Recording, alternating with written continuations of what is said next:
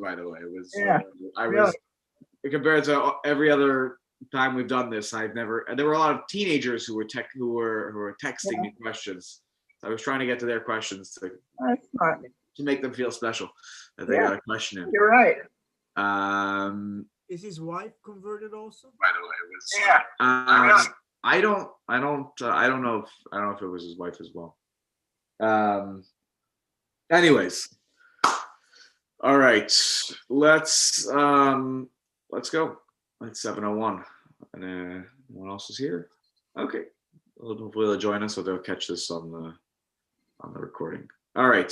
So last week we read the introduction. We finished the introduction of the Mishnah Berurah to Simon Reish Mem Gimel, and he talked about the three different types of business arrangements that one could have with someone that was not Jewish, vis-a-vis them doing work on Shabbos. So we talked about the first one was Arisus, was a sharecropper where they do the work on Shabbos and they take a percentage of what is produced. So this provides enough incentive for the non-Jew to do the work, meaning that they qualify or they fit under the category of adaiti the nafshe ovid, that they're working on for themselves. I'm not forcing them to work on Shabbos. They can work as much or as little as they want over the fixed period of the time period that we talked about. They could work 5 days a week. They work 7 days a week. The more that they work, the more there is output, and the more they get a percentage of that output. To the extent that they want to work less, there's less output, and they get less. So the point is that if they have their own incentive for working on Shabbos, and they're not doing it because this will make me happy because I'll get some extra percentage of whatever is produced. They're not doing it necessarily because it will make me happy. They're doing it for themselves. The second category that we saw was called schirus. That was when the non-Jew takes all of the profits. You rent them the business. You're in charge for 6 months, 3 months, 1 month, even 1 week, whatever it is. All the profits go to them. They paid me a fixed number. And no matter how much profit they make or don't make, that number that they pay me doesn't change. So that's a situation where all the profits and all of the incentive is for themselves. And so that is that. So the first two categories are, by the letter of the law, permissible. The first category of sharecropper, though, is problematic only in a situation where that type of arrangement is not the norm in that kind of a business. So the example that's given in the Talmud is merchatz. There's a bathhouse. You don't usually have a sharecropper arrangement in a bathhouse. And so even though that is your arrangement, it is a problem because of maris ayin, because people will assume that he is your shliach and therefore he is doing your work on Shabbos, and they'll assume that you are a violator of Shabbos. Okay, I have a question on the merchatz. Yes. Two situations. One, when the merchatz is co-owned by a non-Jew, and it says, Cohen and Smith own it. Right. Or the situation where it's owned by a Jew, but it says XYZ Corporation owns it. Right. What's the situation there with the Maritimes? So even if it's, I'll take the second example first. Even if it's XYZ Corporation, it's not like, blatantly Jewish, based on the name, then it's still a problem because people will know it's your business, and they're going to assume that it's that when they see it's open and somebody's doing all this work on Shabbos, they'll assume that Cohen, who owns XYZ business, has hired somebody to do work on Shabbos, which is problematic. However, in their first case, that's more interesting. What about if it's a financial partnership? It's jointly owned. The business is jointly owned. It's not just simply that he works for me, but he also owns the business. The Shulchan Aruch does discuss this. I'm trying to remember if it's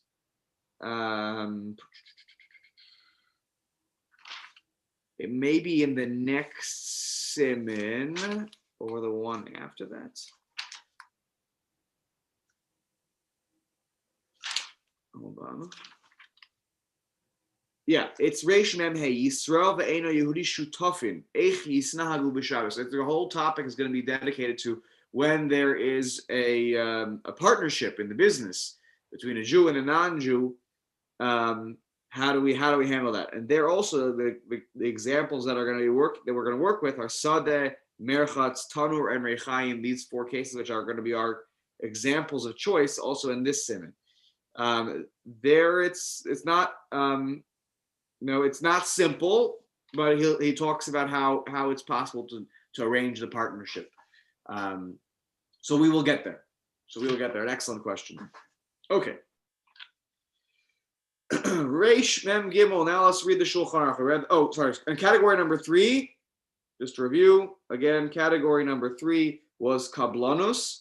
Kablanus is when that's problematic because it's an arrangement where all the profits go to the Jew. I pay you a weekly salary, a monthly salary, an annual salary.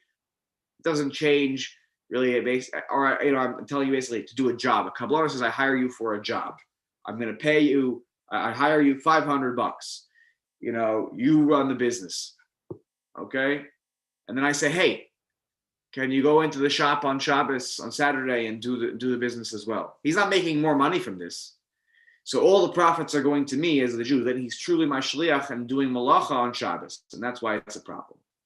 And as well, even if you allow the schirus situation where I rent him out the business, I can't do schirus just for Shabbos, just on Saturday, or here you pay me for the business on Saturday, and then you take all the profits, because then I'm making money from what it's called schar Shabbos.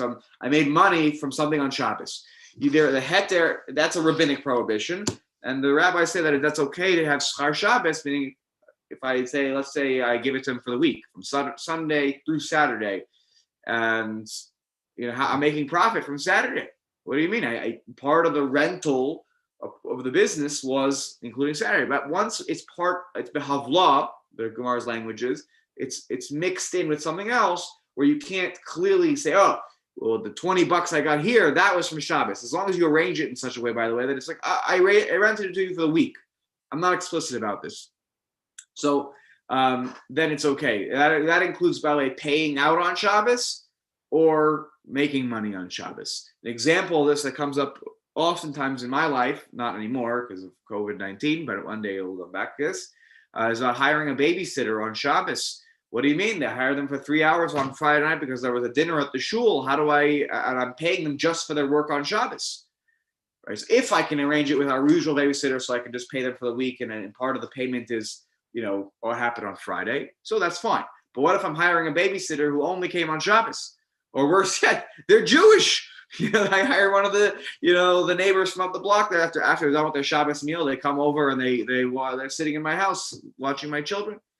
So I always make sure I'm makbid to say whatever the time is that they spent on the telephone with me when I arrange them, the babysitting, I actually pay them. So if I would have paid them $60, I always pay them like $62. And I say I consider it behavla as a part of a joint payment for the time on Wednesday when I called you for the 2 or 3 minutes that I took on the phone.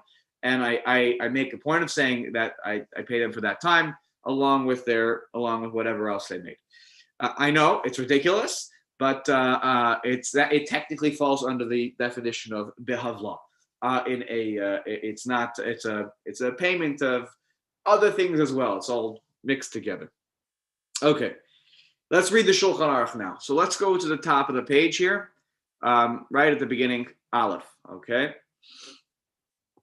Mechaber writes, Lo yaskir Adam merchatz shelo le'eno Yehudi mipnei shenikra al shmo.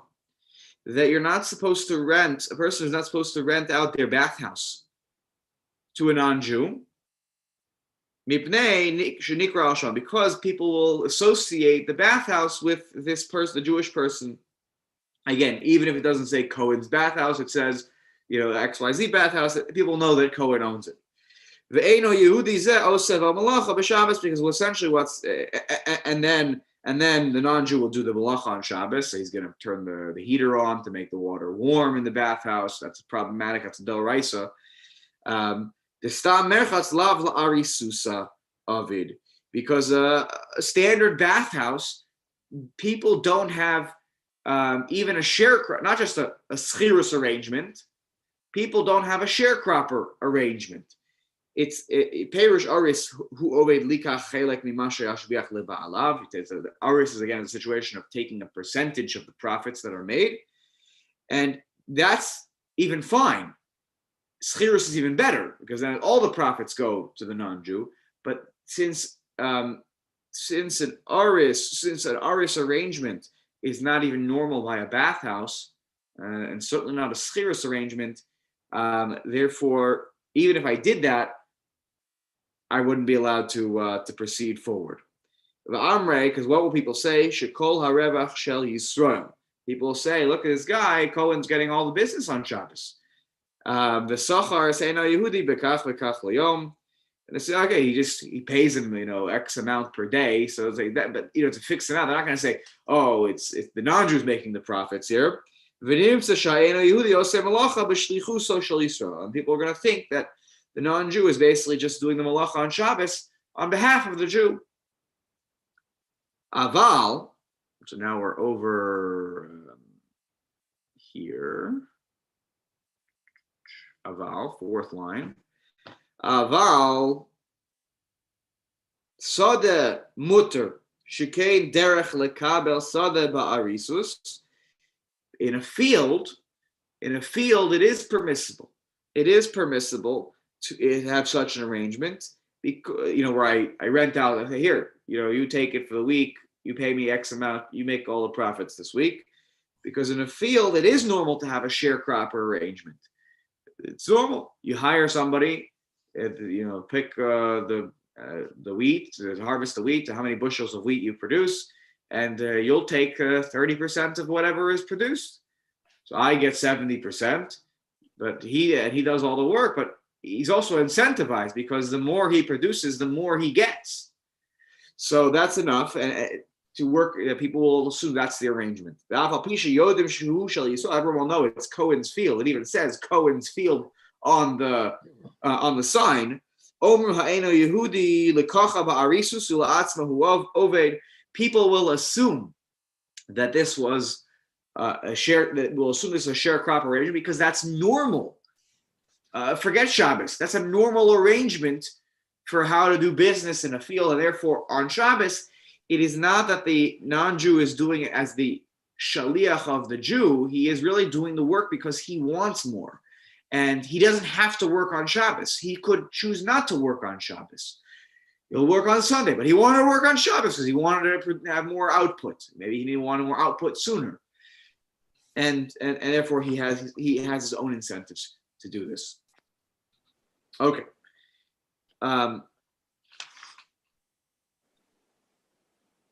Let's read a few more words here. V'tanur, dino kemerchatz. And tanur is an oven. It used to be, not everybody had an oven in their houses, in their house. They would have places where you would come to take food to bake it. And so somebody owned that business. You made money on that business, right? Somebody came to use your mass oven, your huge oven. They paid you for usage. So what about that kind of a business? So the Gemara said, the Rishonim say that a tanur has a din, has a law like a merchatz, like a bathhouse, in that it's not normal to have a sharecropper arrangement. You don't usually say, well, you'll run the business this week and you'll take 30% of the profits for the oven. It's not a normal arrangement for an oven, how to run a communal oven. So therefore, if you have such a business and you do arrange that I'll rent you out the business so you earn all the profits, people won't assume that. And therefore it's problematic. V'rechayim, a mill, dinam kasada. The law is like that of a field, because by a mill, it's one of these output producing businesses. The more you do, right? So you'll take more. So again, having a sharecropper arrangement is normal, and there's an incentive there for them to work the mill themselves. It's not that I'm asking them to do it, and so therefore, if I have a schirus or an arisus arrangement, it's completely fine. Let's just read the Ramah, and then we'll go back to the Mishnah Berurah here. Ve'afal pi shelo lekacha ha'eno Yehudi rak lishlish o lirevia. And even though the non-Jew is only taking a minority of the business, we're talking about a third or a quarter of the business. So most of the prophets, v'yeshli Yisrael hana b'masha ha'eno Yehudi over b'Shabbos. It's not saying I'm not getting benefit from what's happening on Shabbos. I am. I'm getting 66% of the business. He's making less than me. Nevertheless, shari, it is permissible. The Eino Yehudi daite denafshe oved, because the non-Jew is incentivized to do this and to do this work for their own benefit, even though it's a small percentage compared to what I'm getting from the arrangement. Now, and the Rama will make this clarification here. Actually, let's read that. We'll read out of order here. Take a look at Tess. We'll go back to Yud later on. Tess, the Mishnah Berurah clarifies that the Rama, what's he talking about? We already knew this, I thought. So he says, Asad ve'rechaim kai. He's talking about the arrangement of the field and, sorry, let me just zoom in here, make it a little bigger for everybody. And the mill. It's talking about the situation of the field and the mill. The Mechaber Ma'ir b'Schirus, because the Mechaber was only talking about an actual arrangement of renting out the business. What people will assume, they might assume arisus, but he was saying that he was assuming, can I rent out the business? V'hu mosif, and the Ramah is simply adding the af arisus mutter, that even if your arrangement was actually a sharecropper arrangement, that is also permissible, even though the Mechaber was talking about Schirus. And by the way, it's actually a very good comment because he starts the simon by saying lo yaskir adam. He's talking about a case of renting. So he wants to clarify here that in these latter cases, that arisus is permissible. And the Mechaber would agree as well. It's not a machlokes, but because he thought it was permissible by schirus. And that is, if that's going to be permissible, if that's going to be permissible, then arisus certainly, then arisus is good as well, because arisus was the reason that schirus was allowed, because people will assume it's arisus. So if that's an assumption, that's okay. And if you act your actual arrangement, that's also fine. Kainir li ela shehu bi'er beheja. That's Rama didn't want to leave it vague, and that's why he explicitly expresses this point. Not that the Mechaber would disagree. Okay, let's go back up here now. Let's go to Aleph in the Mishnah Berurah. Oh. Merchas Shalo. Remember the comment here that's being built upon. This comment is being built upon is that he can't rent to a person his merchat Shalo. Bein shebanahu be'atzmo o afilu kana v'yashav ba v'nikra shemo alav. This is whether or not he built the business himself from the ground up with his own, with his own two hands, or he bought the business at a later point and now, he's been in charge of the business and people know Cohen bought the business. Yeah, it's called steamy bathhouse, whatever it is, and it's not like called the Cohen's bathhouse, but it's he ever knows Cohen purchased the business some time back. Le'eno Yehudi, that you can't arrange this schira situation with a non-Jew, but kol shekain leYisrael humar, even if they're a Jew, all the more so if they're a Jew who's they're off the derech, and the Oved Nami, sorry, Roshkin Yisrael Mumar, the Oved Nami Mishum Lifnei Iver Lo Site Michshol. It's also a further problem because the person is Jewish. Now I'm violating Lifnei Iver. I'm setting them up in a situation where they're probably going to work on Shabbos. Where if I hadn't arranged this for them, this situation in the business, even though they're working for on their own behalf. Now I'm violating lo lifnei iver because they would have never had this arrangement before, and that's a biblical prohibition of setting somebody up to violate Torah law. That's even by a field. The whole damar, doesn't matter what the arrangement is. Setting a non-Jew up to fail on Shabbos is a problem.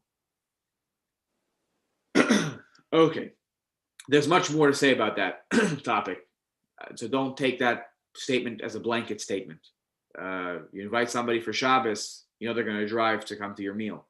That may be permissible as long as you maybe offer them. Oh, you can come over. By the way, you could stay for Shabbos. And they're going to say no. But as long as you kind of make it available that there are that there are options not to violate Shabbos, then you're not violating Lo Lifnei either. That's on them. So don't take what I said before as a blanket statement, and just start paskening halacha from it. Okay. Mipnei shenikra, it's called by the Jew's name, Perish Dimidina Shari. By the letter of the law, this is fine. We're talking about Marisayan here. The Medina Shari, lehaskira le'eno Yehudi leshana, you could rent out the business for the year, or lechodesh, or for a month. She'itein lo kach v'kach, he'll pay you X for the year, for the month. Bein yasik bo ha'eno Yehudi, bein lo yasik. Whether he chooses to fire up the water, to heat up the water, or not to heat up the water. He wants to do the business on Shabbos or not to use the business on Shabbos. It's all his profits. It's not about how many days that he's paying me for the month. How often I open the business, how often the non-Jew opens the business, that's his decision. All the profits go to the non-Jew. The Isser Schar Shabbos Leka. You can't say it's a problem of Schar Shabbos, where I as the Jew, I'm getting money, I'm making money from something that happened on Shabbos because he's using the business on Shabbos. No. I made a yearly rental. It was not like I included Shabbos in the language. I rented it to you for the year. The Isser da Amira La'era Yehudi, and the whole prohibition of Amira La'akum, of telling a non-Jew to do something that I can't do on Shabbos. B'vadai lo shayach b'schirus. That doesn't apply by schirus. Delanafshehu osa. He is working for his own incentive, for his own profits. Even if he just has a percentage of the profits, he's a sharecropper.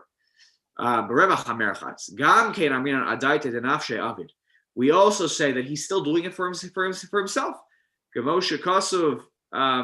Besof haSeif, as we say at the end of this Seif, as we read, Ella she'aser b'chol zeh b'nei marisayin shenikres al shmo shel Yisrael. The whole problem here is marisayin. People will say that's Cohen's business. The Yomru Habrios, people will say the Schir Yomu. He hired him for the day. Ushluchohu v'dafka, and he's his messenger v'dafka. Sorry, I'm losing the flow of the lines here. V'dafka kishemaskiro lishana o lechodesh. This is only when the arrangement is for a month or for a year. Avalaskir le'eno Yehudi leyomim. I say here, these 3 specified days. She'itein lo ha'eno Yehuda kol yom v'yom. And in the arrangement, I say each and every day sheyasikenu, that you work the business. Kach v'kach, you pay X. So if he fires up the heater on Shabbos, which is one of the 3 days I included in the possibility, and he decides to go ahead and work the business on that day, then he pays me X for that day. That's a problem. Even though he's working for his own incentive. Because he's, okay, I'll pay you $20, and now I get to work the whole day, and I'll make all the profits. Mikol makom, midina osir. By the letter of the law, that's problematic to have a kischar Shabbos, because then I am earning money for what happened on Shabbos. He's paying me the $20 because he decided he's going to work that day, and I arranged in the situation that if you work it on that day, and one of the days and the few days that I rented it out to you was Shabbos, then it's a problem. I would think that would be a problem even if it was for a whole year. If I make the arrangement based on, how many times it's worked, when you run the business, the arrangement is such a way, is arranged in that fashion, it is also problematic because you're making money directly from what happens on Shabbos. Now, it's not part of a situation where it's, muddled into some other larger arrangement. He says, look at the next simon, the davar ha'asur b'nei maris ha'ayin. We say that something that is prohibited because of maris ayin, because of people will make assumptions that I'm mechal Shabbos, eino asur ela b'toch hatchum shel yishuv Yisrael, is only a problem in the yishuv, in the area where the Jewish community is. But if it's outside of the tchum, it's outside the community, it's somewhere in the middle of no man's land, because Jews aren't going to go there on Shabbos. Jews won't travel outside the tchum because it's prohibited to do so. And I make such an arrangement with a non-Jew, not a schar Shabbos arrangement, but let's say I have a merchatz in the middle of nowhere, outside of the tchum. Then even though in the city that would have been a problem, to have a schirus arrangement, which is completely permissible. I say, here, you take it for the week, you do whatever you want, you pay me X. Outside of the tchum, outside of the boundaries, 2,000 amot outside of the city, where again a Jew wouldn't go on Shabbos, then it is permissible, because there's no fear of maris ha'ayin in that situation, because it's impossible halachically for a Jew to be out there. Nowadays with social media, I don't know how that would work. People will take a picture and say, I wasn't there, but I saw a picture of Cohen's business on Shabbos, and there was a non-Jew working the merchatz. I have no idea how that would play into these things now with video and videos and photography and news that travels faster than the speed of light. So I don't know the answer to that question. But it's even an issue with the tchum, because what about the non-observant Jew who doesn't care about the tchum and sees it? I mean, if it's maritayin, it's maritayin, Right. It's a fair point. It's a fair point. The non-Jew is going to travel anyways outside the Jew. Yeah. It's a good. I guess they're imagining it's just a place that is so unlikely for people to be traveling, because probably not even a non-Jew would be normally hanging out so far outside the tchum, because it's outside the tchum. It's not a popular area to go to. So I suppose that might be the fear of the maris ayin issue is very minimal. It's possible, as you're saying, but probably that the reason that the Chazal set up the Gzera in that way is because it's not such a realistic fear. It's possible, I'm saying, you're right, but it may not be a fear that we have to be too concerned about. Okay, I'm going to stop here. It's just about the 7:30. I see that the davening feed is about to start over there, and it looks like they just turned it off because they heard my voice and they were scared of me for a second. But I